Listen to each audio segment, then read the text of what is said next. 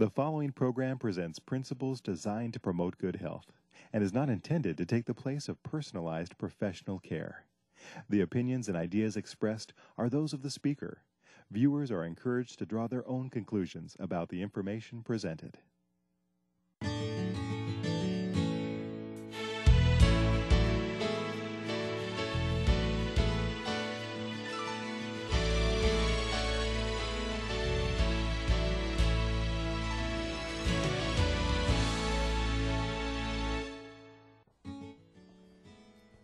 Hello, this is Wonderfully Made, and I'm Dr. George Guthrie, Medical Director of the Lifestyle Center of America. We have a special message for people today. There are some people who have tried the lifestyle management of disease and have been discouraged because their weight didn't come down, their cholesterol didn't come down, and maybe their diabetes hasn't improved, their blood sugars haven't improved. We'd like to focus today on plant foods because they're not all created equal. Here to help us with this discussion is Dr. Tim Arnott. Hi, George. It's good to be with you again. Yes. People with these obesity, diabetes, high cholesterol, who have tried the lifestyle approach have found themselves discouraged. What's the underlying problem? Why aren't they getting better while their compatriots who may be doing the same thing are improving dramatically? Well, what we need to understand is the role of insulin in the body. Insulin, of course, is a protein made by the pancreas that's in the middle, upper middle of the abdomen. And that insulin, of course, has a job, and that job is to get sugar and actually fat into the cells so that the cells can burn and do the work that they need to do and make the things that they need to make. And so insulin is very important. The trouble is, if your insulin level is too high, then some things happen that aren't very good. And that is, insulin basically sends the body the message, hang on to the energy, hang on to the calories that you have, don't let go of them. And so it's more difficult to lose weight if you have a high insulin level. Also, elevated or high insulin levels actually tell the body, tell the liver, if you will, to make more cholesterol. They encourage the liver to make more cholesterol. So it's more difficult to get the cholesterol level down if you have a high insulin level. And so another group of individuals may have tried a total plant diet, as George mentioned a few minutes ago, and seen their triglycerides, the fat in the blood, go up. They may have seen their good cholesterol go down. And the reason for this, in part at least, is that the insulin level may be too high in their bloodstream. So what we want to share in this program is how do I get my insulin level down? And there's one more thing that's important to know, is that insulin is a growth promoter. It moves and stimulates cells to divide, and so it can raise your risk of cancer if your insulin level is too high. So George, how on earth can we deal with this whole problem of insulin being too high? Well, that's especially important when we think about how doctors tend to treat people who have, for example, diabetes, and these are often the people who have the hardest time with this.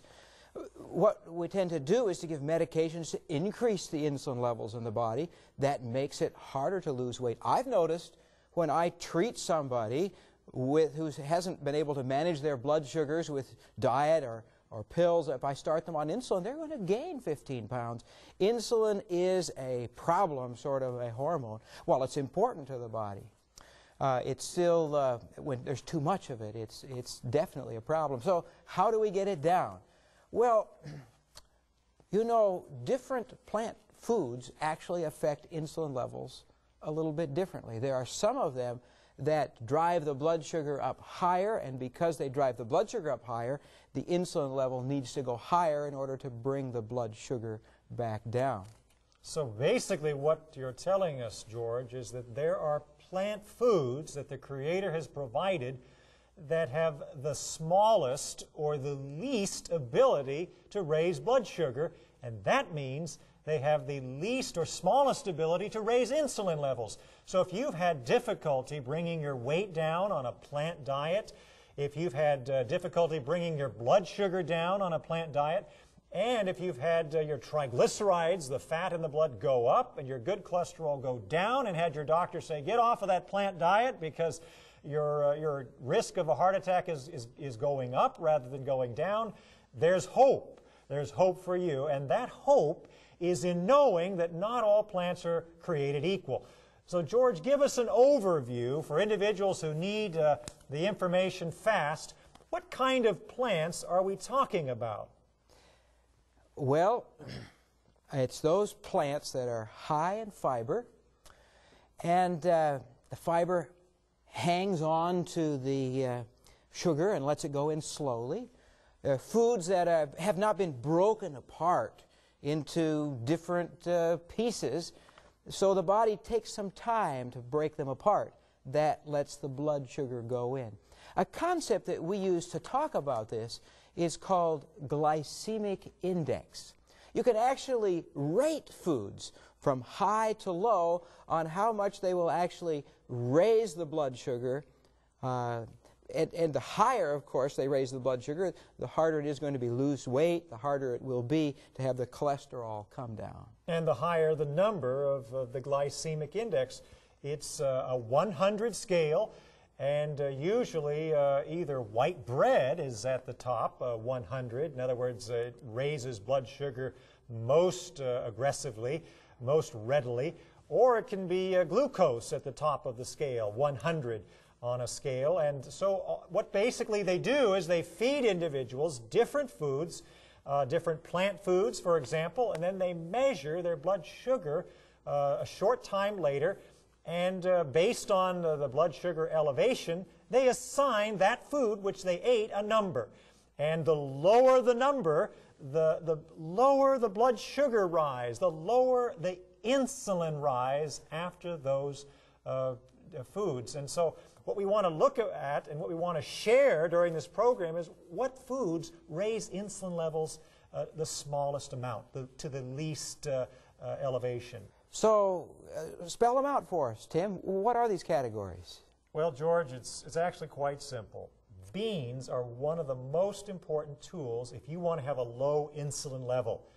And beans are rich in soluble fiber, which means the blood sugar will actually go in more slowly into the bloodstream, and that will lead to a lower insulin rise. So beans are very important. Another category of plant foods that are very helpful at keeping the insulin level low are whole grains. In other words, these are oats, barley, rye, wheat, and other grains that have not had anything removed from the grain. The fiber's still there. And it's best not to have them ground up as well. As you grind them, it makes the blood or the sugar go into the blood faster. That's right, George. In fact, if you can use breads, whole grain breads now, and pastas, whole grain pastas now, if you can use those more sparingly and just eat whole grain hot cereal or brown rice steamed and beans poured over it, those whole grains just cooked and eaten without grinding it into flour will give you the lowest insulin rise possible and may help those who've had difficulty losing weight. Now, other categories of plant foods that can keep the insulin low are the above-the-ground vegetables. And these are the leaf, the flower, and the stem vegetables like broccoli and kale and collards and Brussels sprouts and all your favorites, you understand. The leafy green vegetables are just powerful. In fact, George, some of them are so low in their ability to raise blood sugar that they have a glycemic index of how much? Pretty close to zero. I mean, they just don't raise it at all. And that's exciting news if you have diabetes, if you had difficulty losing weight, or if you've had your triglycerides go up and your good cholesterol go down. You want to plug in to these above-the-ground vegetables, which essentially don't raise blood sugar, and they don't raise the insulin level very much at all. Well, now Tim, you say above-the-ground vegetables, and that's very positive. What about the below the ground vegetables? Well, the below the ground vegetables are rich in starch. Those roots, lots of starch there. Of course, the Creator made those foods. They have a particular role. We'll talk more about that later. But if you've had difficulty losing weight, if you've had difficulty getting your blood sugar under control, if you've had your triglycerides go up and your good cholesterol go down on a plant diet, then you may want to use the root vegetables more like the nuts and seeds, more sparingly. However, you should know that when you do go below the ground after those roots, there are some that are actually a little better than others. And the boiled carrots or the raw carrots are probably least able to raise your insulin level. Next on the list would be the yam, and then the sweet potato, and then the new potato, those little round ones. And then come the big spuds, the large white potato. They actually have quite a high blood sugar raising and insulin raising effect. So you may want to use those when you go out and to eat, that is, and when you do eat them, you may want to add some beans, you may want to add some avocado, some of the fats, because the fats can actually help to slow down the blood sugar entry from some of those higher glycemic foods like potatoes. Good, good. So there was another category you were going to hit. Yes, there's another category, fruits. Yes. Now, a lot of people say, George, fruits raise the blood sugar. I can't have those. Well, what you should know, or what's important to know, or what we have discovered, I should say, is that if you don't juice the fruit, if you don't cook the fruit, and perhaps if you don't dry it, that's probably going to be the best fruit at keeping the insulin level down. The fruit, the whole fruit, and nothing but the fruit, so help me. That's exactly right. Now, what we like to share with our patients, and what we've seen to be most helpful for those who want to keep the sugar down and the insulin level down, is to move toward the northern fruits. These would be the apple, the pear, and fruits that grow up north that have a pit, like cherries and apricots and peaches, plums, and then the berries. Don't forget the berries. Remember, the blueberry has more antioxidants than any other fruit. So berries and northern fruits will give you the lowest blood sugar elevation, the lowest insulin elevation, and that will help. And then the final category, remember the nuts and seeds. Now, you don't want to use fistfuls, but you do want to use at least 1 cupped handful of nuts every day. And it's good to use those at breakfast, because the nuts and maybe avocado or olives at lunch will help to slow the blood sugar entry into the bloodstream. That also will help keep the insulin level down. And so all of these important foods, again, it's beans, whole grains, not yet ground into flour, above the ground vegetables, northern fruits, and nuts and seeds sparingly. That can be a powerful tool to keeping the insulin level down and helping people to lose weight who couldn't, helping people to get the blood sugar down who couldn't, and helping that triglyceride level to go back down and good cholesterol to go up. Now, I'm interested in this term you've used, northern fruit. It's kind of a principle or kind of a category of fruit that tend to be better than apparently the southern fruit or tropical fruit. While it's true green bananas are a little safer than the overripe ones, but pineapple and papaya and watermelon, mangoes all tend to raise the blood sugar a little more. And so what we're doing is encouraging people to minimize those and to maximize, as far as fruits are concerned, the more northern varieties. Just a general principle to help people remember which fruits are better than others. Absolutely. We're not saying you never have any tropical fruits and don't eat white potatoes ever. But what we're saying is, if you've had difficulty getting your weight down or your blood sugar down on a total plant diet, just remember, not all plants are created equal, and the Creator has plants for those individuals that are dealing with those kind of struggles. Now, Tim, the science is beginning to come in that high glycemic foods can cause problems, and that lower glycemic foods tend to improve some of these numbers and problems. Share with us a little bit what you've learned.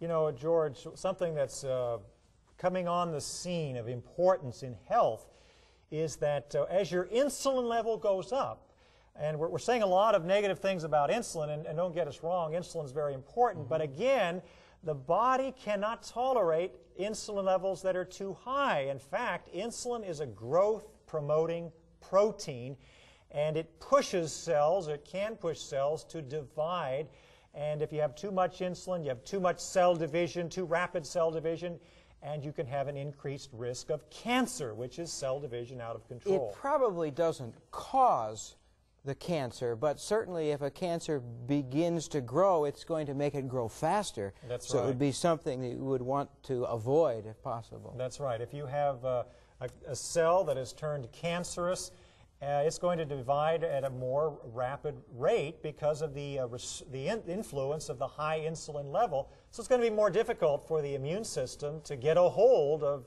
and destroy those cancer cells. So what cancers have been associated with high insulin levels? Well, Dr. Michaud and his colleagues, actually at the National Cancer Institute, reported that there was an increase in the risk of pancreatic cancer. In fact, individuals who, let me say it positively, individuals who ate foods least likely to raise the blood sugar, least likely to raise the insulin level, they had about 1/3 the risk of pancreas cancer as those who were eating foods with the greatest ability to raise blood sugar. So in other words, if you want to help avoid pancreas cancer, then one of the things that you want to do is eat foods that we've outlined in this program. Well, pancreatic cancer is not a real common one. Occasionally people get it. Are there any common cancers that are more likely to be worse or affect people who eat foods that are high glycemic? Well, actually, colon cancer is the next one on our list. And Dr. Franceschi reported in the Annals of Oncology in 2001 that individuals who ate foods least likely to raise the blood sugar, least likely to raise that insulin level, they had about a 70% lower risk of developing colon cancer. And so, you know, what they're showing is that if you raise that insulin level, you push your cancer risk up. And more positively, if you move toward beans, whole grains, above-the-ground vegetables, northern fruits, eaten raw or frozen, nuts and seeds, you will actually lower your insulin level and lower your risk of cancer. So it's an additional side benefit. I appreciate that emphasis, and these studies that you're talking about are focusing actually on decreasing the glycemic index of food and haven't focused at all at some of the other benefits. For example, the antioxidants, the phytochemicals that tend to fight cancer, which are within the plants, whether it's the berries or the greens or the fruit, vegetables. Absolutely. And, you know, we want to point out that these foods that are least likely to raise your blood sugar, least likely to raise the insulin level, they not only may lower your risk of cancer, but they've actually been shown to lower the risk of heart disease. Well, that makes sense because we know that insulin tends to raise the cholesterol, the LDL or bad cholesterol, and it lowers the good cholesterol or the HDL. And the triglycerides go up. So there are so many benefits to keeping insulin where it should be, nice and low.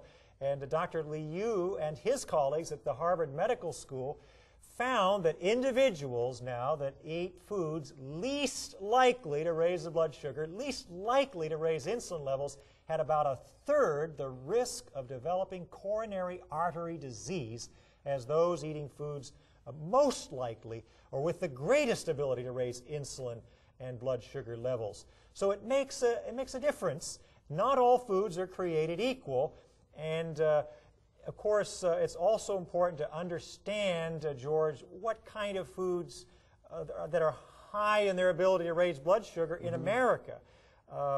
It's not just that they're eating white potatoes. there are some other foods as well. We'll talk about that. They take those white potatoes and they fry them in grease to increase their calories, to make the insulin resistance worse, to drive the insulin levels up.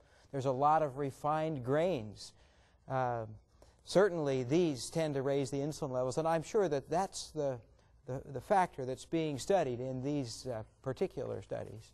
Now, one thing to understand is when they do these studies, they actually try to rule out as many other causes of heart disease or cancer of the colon or pancreas as they possibly can. I mean, they control for weight, they control for age, they control for a number of dietary parameters, and so what they're trying to do is just look at this one factor, and that is the ability of food to raise the blood sugar. And so it's really important, especially for those who've had trouble with weight loss, with trouble with getting the blood sugar down, trouble with the triglycerides going up, good cholesterol going down, even despite having tried a plant-based diet. And so take heart, take a hold of those beans, those whole grains, especially oats and barley and rye, and the above-the-ground vegetables, especially the leafy greens. These are so powerful. I cannot say enough about the above-the-ground vegetables because they are your chief weapon for losing weight, bringing blood sugar down. Tim, in our little introduction, we talked about people with diabetes who are just having a hard time losing weight and managing their cholesterol, for example. What about those who are who don't have diabetes? Is there any benefit to moving in this direction even if they don't have an obvious disease, for example? Oh, absolutely. In fact, George, I would say that because there are many more people at risk of diabetes than actually have diabetes, these foods are power foods for these individuals. Because one of the reasons that diabetes shows up is that someone has had a lot of insulin resistance. Perhaps they're carrying extra weight in their midsection, or they're just carrying an extra weight in general, and the body has become insulin resistant. Perhaps they're not using their muscles, they're not exercising, the muscles are insulin resistant, and that forces the pancreas to put out greater and greater amounts of insulin, and over time the pancreas can wear out, it can fatigue, and when it wears out, then the blood sugar goes up, hits 126 fasting, and we say the person has diabetes. But if they could find foods that would not stress the pancreas, that would not force the pancreas to put out so much insulin, they might be able to actually avoid type 2 diabetes altogether. And so these foods are especially powerful for these individuals, and the U.S. government is especially interested in any program that will help prevent diabetes, because now we know that if you have diabetes, you essentially have coronary artery disease. They're considered to be equivalent. And so these foods that we're talking about, although they may seem very simple as far as a treatment, they are very powerful. Now next, George, we want to look at some of the foods that Dr. Willett and his colleagues at the Harvard School of Public Health found to be very prevalent or prominent in those who eventually went on and got type 2 diabetes. What foods are those? Well, it's very interesting. You mentioned the French fries a few minutes ago. That's on the list. French fries and white potatoes and white bread and colas, those are all on the list. Also on the list, George, are white rice and white pasta. We mentioned white potatoes, also carbonated and non-carbonated sodas. All of these are foods that those who went on and got diabetes were using quite frequently.